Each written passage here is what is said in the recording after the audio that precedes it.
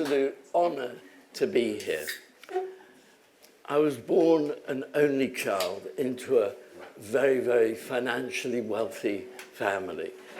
And this gives you an idea of what I'm talking about. This photo was taken around the 1960s and 70s and shows one of the many mansions, many homes that my parents owned, both here in the UK and abroad. And that's a Maserati that my father owned, along with Bentleys and Rolls Royces, a little bit like the Succession, if anybody's seen that, except with fewer zeros. And all around me, I heard about business. Both my father, two brothers, grandparents on both sides were all involved in businesses of various types. There was an egg processing business, there was a property business, hotels, chrome alloy. I didn't understand what that was either, but it sounded very good. Businesses. And the joke in my family was I was born into this stories and discussions about business every day, was that my first words weren't mummy or daddy, but cash flow. And this gives a sort of a sense of my father's lifestyle. This is taken in the 1950s, and is his stag do. And this is a more, yeah, really, yeah, that's him in the middle with the glasses, holding up a glass, with his two brothers and friends. And this is in one of London's most expensive restaurants, and how he celebrated it. It gives you a sense of the kind of life that we were leading. And there I am, aged 11, in the middle, in both senses of the word, between my two parents. Now, they look very smart, and the appearance, if you like, being on stage, the on-stage side of it, the appearance was huge success, a little bit like social media that is these days, where everybody else looks like they're having an amazing time. But behind the scenes, I'm sorry to say, things weren't so good. My father I was absolutely obsessed by business, and although I reflect back on his achievements with huge admiration, from a child's point of view, he was always absent. And my mother, sad to say, suffered from narcissistic personality disorder and was also an alcoholic. And so she was very unpredictable and very difficult to deal with as a child growing up. And sadly, their marriage wasn't very happy. So the onstage and the backstage and the appearance versus what was happening in reality were very, very different. And then lightning struck from all this apparent success, apparent huge wealth. My father and his brothers fell out over money. You know, I referred to Succession earlier. Well, this was big. They sued each other. It went legal over money. Millions of pounds were involved. Promises made, promises broken. And it went all the way to the High Court. And this is in the 1960s and 70s. They spent over £1 million on legal fees. Can you imagine what that was like? The atmosphere at home was toxic. My parents' relationship was going through a really difficult time. And as a result of that, my father had a heart attack and suffered terribly. And then the atmosphere also caused a lot of problems for me at home. I absorbed a lot of those fights that were going on with my family. And I was diagnosed as a disturbed child and sent to see a child psychiatrist, which helped me a lot. And then there's more lightning strikes. A few years later, by now I'm in my teens, my father had a sudden financial crisis. Businesses that he'd done well in suddenly crashed. Investments went wrong. And they didn't know what to do. My parents wanted to carry on with their lifestyle, and they asked me if I could help. I was only 16, what the hell could I do? They said, listen, Alan, we've tucked away millions of pounds in trust funds for you for when you're older. And if you don't mind, if you could agree to it and break up the trust funds and then use that money to keep our lifestyle going, we would be hugely grateful. And I remember feeling at that time, I said to them, well, it's your money anyway, and no problem, of course I'll help. What child wouldn't say that? And I remember feeling for the first time really valued and really important and really useful. And then from then on, for the remainder of my teenage life, I was signing checks every week for their lifestyle, to keep their lifestyle going, which put me in a really awkward situation. And that again had a very bad effect on me emotionally and so on. I was sent to a classic English public school, and the way they measured success at this school was in the number of boys that got into Oxford or Cambridge. I hated it. I hated chalk and talk. I hated school. I really wanted to rebel. That's what I wanted to do. And I hated the atmosphere at home, which was really toxic, that my parents hardly speaking to each other, cousins I wasn't allowed to speak to, again a bit like Succession, because the brothers had fallen out and the families had split as a result. And the one big consolation that I had was playing the drums. My parents bought me a drum kit, and I loved bashing those drums and making a racket. And the bashing of the drums and making a racket was what has sustained me, as you'll see, as life went by. But during that period, I went into a lot of problems with alcohol. I did all the drugs you could possibly do under the sun. But I also had a lot of help from carrying on with therapy and psychiatry and so on that kept me going. And I took the drumming very seriously. Yeah, exactly. And there's me, and there's me in the middle. I'm the drummer in Titus Oates. And we became very well known around London. We had a really good following. We played all our own, what would now be heavy metal music of our own songs. And we loved it. And I was bashing away, and I loved seeing the audience dancing and got a huge buzz from that. Problem was, in those days, you had to have a record deal. You couldn't self-publish like you can now, and we couldn't get a record deal. But I was really determined to keep going with it. And this is by now I'm in my sort of late teens, early 20s.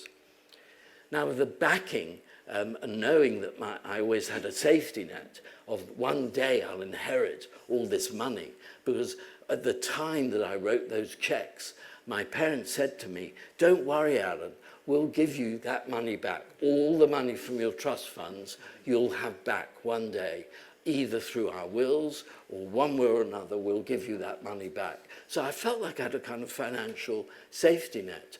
With that idea and that sort of love of business already instilled in me, an obsession with wanting to make a racket and make loads of money, I started my first business.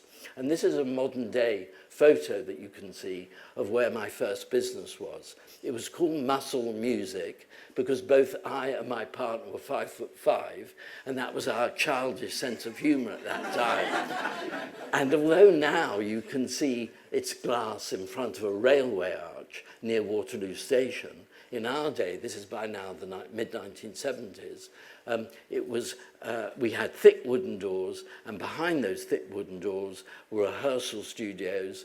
There was a recording studio, and there was also equipment that my parents backed me to buy, and I used with the trust money that we then rented out to bands, and we grew the business very successfully. And if you look along the top there, you can see it's a railway line. And the only problem was that with the recording studio is you couldn't have any songs longer than 3.5 minutes because the freaking trains would go over the top and wreck the recordings. But apart from that, the business grew very, very well.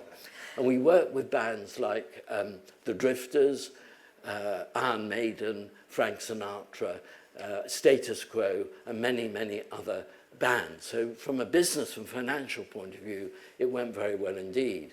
But by far the biggest client that we had in those days was a band called The Jam. And some of you may have heard of The Jam. Paul Weller kept on going. He founded the band to this day, if you've heard of him.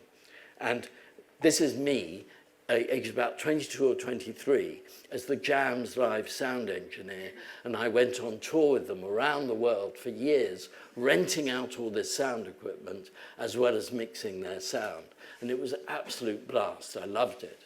And one day, the Jam's manager said to me, John Weller, Paul's dad, I think it was about 79 or 80, said, Al, we're spending all this money with you, renting all this sound equipment. I'm fed up with it. Paul has now got £1 million in the bank from all the publishing royalties that he's made, and I want to buy your business lock, stock and barrel. I'll take your crew from you. Would you like to sell it? And I said, yeah, okay, I'm interested. I'm happy to talk. How much do you want for it, he asked me. And I said, well, I think about £80,000 is about fair. And I said, no, I'm not paying a penny. He said, more than 40,000. And that went on for months as we were arguing and negotiating over the price. And then one day, March 1980, the Jam had their first #1 record, went #1 on top of the, and they were invited to appear on Top of the Pops. It was called Going Underground, and there's Paul on Top of the Pops when they went live. And there was only one problem, that Top of the Pops wanted the Jam to appear the next day after it went to #1. And the thing is, we were just finishing an American tour. So how the hell do we get from America to England the next day? Yeah. And John said to me, Al, I've got an idea. Would you like to come back on Concorde with us from Washington to London? My shout, I'll invite you back, we'll sit next to each other and we'll negotiate the deal. It's a tough choice, really tough choice. And I remember as we flew up into the lower part of space, into really was tens of thousands of feet, and you could see the inky blackness out of the window. And I remember seeing the curvature of the Earth on one side with the sunrise and sunset on the other side. It was an incredible experience. And John and I got more and more pissed out of our brains on the free champagne that was being handed out. And we couldn't come any closer. 50,000, 20,000, 40,000, all these numbers were flying around, and we couldn't agree. And then at one point in the flight, about halfway over, John said to me, so Al, how high are we right now? And I pointed to the front of the cabin. You can see it here. Concorde is tiny, 2 seats either side with a small cabin.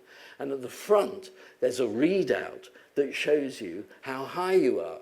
And you can just about read it there. But I said, oh, I think we're at 60,000 feet.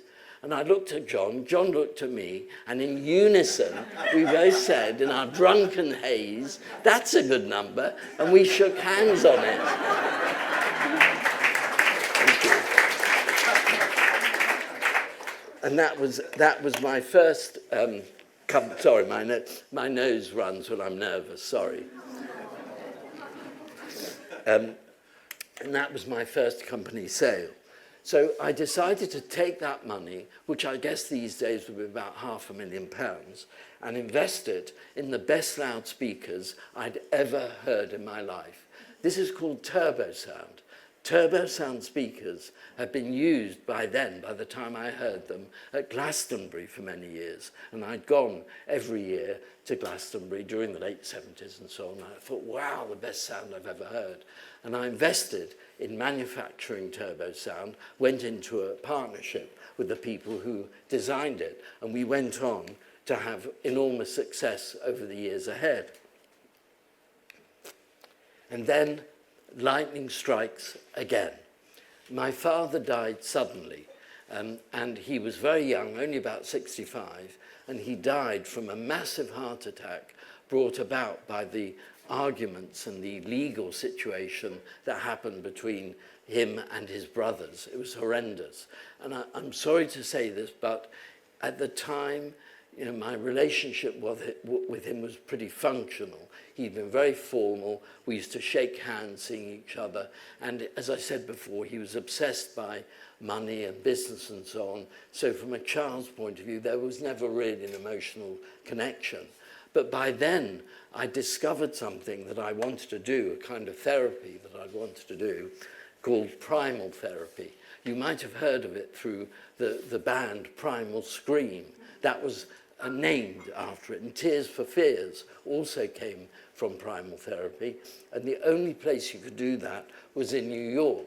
And I was determined to go over there and carry on because I was still pretty effed up from the upbringing and all the things that had happened. And that my father's death only delayed me by a few months because I wanted to be with my mother after he died to support her for those few months. But I did go to New York to do Primal Therapy. You could either do it there or in LA, and it did me a hell of a lot of good. So I moved to New York, and I did Primal Therapy for about 6 months or so. As you can probably guess, I got bored. I mean, I was doing well from a psychological and emotional point of view, but I had to be back in business. And we were manufacturing these Turbosound speakers in Sussex. And I thought, I got a good idea. I'm going to start distributing Turbosound in America. There's an opportunity here. So I started distributing Turbosound in America, and it became an enormous success. We worked with huge bands, Paul McCartney, Joni Mitchell, Madonna, David Bowie, and many, many more, as Turbosound became the #1 imported speaker in America.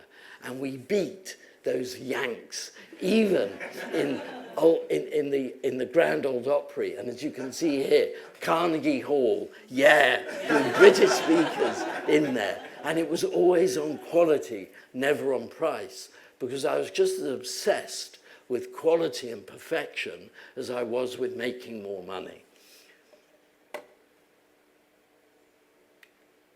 And here's one of the bonuses. We won a Queen's Award.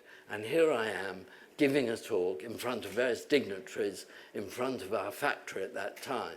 And as a result of that, we then went on further. I went to Japan. I started a distribution company in Japan for Turbosound there. And we became the biggest imported speakers in Japan as well. So very proud of that. And you know, I said earlier about making a racket, and I wanted to drum louder and make a bigger racket and make more money. This was amazing. This was the Castle Donington. We're in the Guinness Book of Records for the loudest PA system ever put on anywhere. And at the mixing tower, there's 124 dB on Iron Maiden's set. That's like a pretty jet aircraft taking off next to you. Now that's what I call making a racket. And Turbosound speakers were copied around the world, and that drove me up the bloody wall. And this was something about my attitude. I wasn't going to bloody stand for it. And together, I kept my lawyers really busy at the time. I sued everybody I could find who was copying. But in this case, there was a Canadian company that was copying the equipment, and we took them to court and won. But this is, again, what I was like at that time, my mindset. Get out of my way. Nothing stands in my way. And I wanted to make a spectacle of them. So I arranged for photographs to be taken of the court-ordered destruction of the copies. And this photograph went viral, the equivalent of viral at that time. There's only a small industry, and so whenever anybody around the world in our professional audio speaker industry saw this, the copying stopped. On a brighter note, the relationship that I'm proudest of by far were with other obsessives. And this equally obsessive band, Pink Floyd, they were as obsessed with sound quality on the road as they were in the studio. And before they went on this tour in the 1990s, they compared many of the top professional loudspeakers, and we won. We won the competition purely on quality. And you can see some of the comments there. They're hard to read, so I pulled a few of them out. I'm super proud of this. And around that time, by about this time, we had 100 people working in 3 factories. We had a head office in London and offices in New York and Tokyo. And we received an incredibly generous offer to buy the business. And I left it at that time to seek another challenge. And what I did was to try something completely different. I wanted to challenge myself to see if I had transferable skills in another industry. And partly because of my family background, being involved in hospitality, I co-founded a business that measured customer service in hotels, restaurants and pubs. And we worked with all the major hotel groups, the Fortes and Hiltons and so on, and Savoy, that you can see here. And yes, from a financial point of view, the business did well. But as you can probably guess from my background, when I've talked about sound and making a racket and dBs and kilohertz, my heart was never really in it. Eventually, we did a very successful trade sale. But I got out of the blue, unexpectedly, sorry, my nose is dripping. I got a call from my old buddies at Turbosound who said the business that had bought us, a bit like Fiat buying Ferrari, we hate it. We hate being part of this big group. Have you got any money?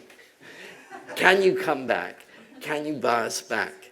And I said, I'm running, I'm there. And I managed to raise money through private equity and borrow money, and I bought the business back. But lightning struck again. I did no due diligence. It was a heart-over-head decision. And very soon after getting involved in the business, what I expected was to get into the lift, and a bit like expecting it to stay on the same floor, and then at least for a year or two, I steady the ship and rebuild the business. The lift went down fast, and we lost enormous amounts of money. Now, by sheer luck, I can't honestly say it was skill, I'd overfunded the deal, so we never ran out of cash, but it was a very close-run thing, and I learned how to do a turnaround in 4 years. Bloody hard work, but I turned the business around and managed to sell it again. But honestly, it felt like a failure. I was still so obsessed with making money that I really felt that just breaking even, giving the investors back their money, and okay, I got my money back, just felt dreadful.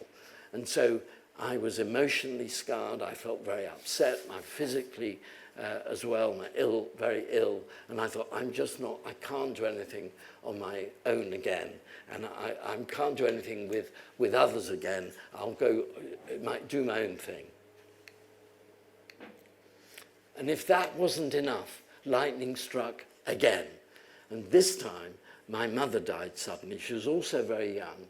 And as if that wasn't bad enough, her dying suddenly, the worst bit about it, honestly speaking, and like a number 9 on the Richter scale, was that I discovered, to my horror, that she'd been influenced by another member of the family who was involved with an organization. Remember what I said about succession? And somehow she was persuaded to leave all the family wealth to this organization, meaning that those promises and those agreements that we'd made those years ago were broken. And that felt like the rug was pulled out from under me. It came as a huge blow. And that's what I did. I did shoulds. And this is something Andy mentioned earlier about shoulds and oughts and so on. This is what I did, what I looked like. I went solo. I did business consulting and coaching.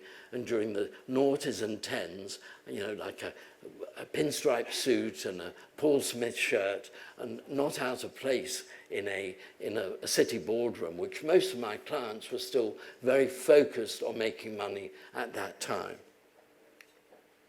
Then lightning struck again. You're getting used to seeing this slide. And this particular lightning was the right-hand side of my body stopped working. I was home alone at that time. I managed to call A&E, left hand, and get to hospital very quickly. And the docs had no idea what the matter was with me. And I was there, lying there for 10 days. It was terrible for my wife sitting here today and my family, as much as it was for me, not able to move. But I was able to read. And that was when, during those tests with the doctors ruling out one terrible disease after another, and I said to them, well, what's the worst that can happen? And they said, look, it's unlikely, but possibly you might not get out of here alive. And that's when I had an absolute road to Damascus moment. I read this book. and I strongly recommend it, called Firms of Endearment. And it's some very august gentlemen who did a 15-year study of looking at businesses that put purpose, right, planet, people, alongside profit. And they discovered, including companies like Patagonia, part of the book. Now, I'm here for 3 days. If you'd like to know more about the book, please come and ask me. And I'm doing a workshop tomorrow called The Business of Finance, so I'm happy to tell you more about it. But my takeaway was a biggie, that love and profit can go together. And that's in that same time I discovered the quadruple bottom line of people, profit, purpose and planet can all go together in a harmonious way. And I did make it out of there, as you can see. And what they discovered was that I had a very, very rare type of stroke. But the most important thing, the biggest thing that I came out of hospital with was, it's time to be the real me. And no more shoulds and oughts. It's time. I've got to do it. And all that upbringing, that seeing the world through the lens of money is really just, that's it, gone. And this is me. That's the real me now. And just as you see it, as you see me. And I even brought love. And that's my tagline, my strapline, love business. Because I want to bring love to business. And I didn't care whether it would work or not. This is me, take me or leave it. But the thing is, it worked with bells on. All the businesses I work with these days are either B Corp certified or on the way to becoming B Corp certified, or they espouse the quadruple bottom line. And I'm proud to say some of my clients are in the audience today. And I did make a good recovery, and thanks hugely to my wife, Ruth, for helping me to get beyond this and become the real me. So, what have I learned so far? And I say so far because I'm still a work in progress. I work on this every day, always learning, always wanting to learn more, because obsessions of any kind, mine was with money, obsessions are always lurking. That wealth without emotional connection is hollow. And I think that's obvious. I think we all know that, but it's a huge learning for me. That money can create illusion as well as delusion. Again, that illusion of happiness, everything's brilliant, but it's delusional. Honestly, that's not what's going on backstage. That obsession with money distorts decision-making, way too narrow, way too shallow. And we know this, don't we? Doesn't everybody in the cowshed know this? We're all here because of this. True value, and Andy referred to this earlier. True value comes from purpose, not profit. Man's Search for Meaning, Frankl. I think many of you will know that book. So I have an invitation for you. Over the next few days, I'd love it if you could think about and discuss your relationship with money. Because to me, money is one of those stigma subjects, a bit like death and sex. And particularly here in England, or in Wales, in the UK, there's a stigma about talking about money. For example, you could ask yourself on a scale of 1 to 10, how obsessed am I with money? Listen to what answer you come up with. Be honest with yourself. You couldn't be in a better environment to do that. And finally, today is doubly meaningful for me. Just to be up here to speak is a dream come true. But even more so, and you couldn't frigging make this up.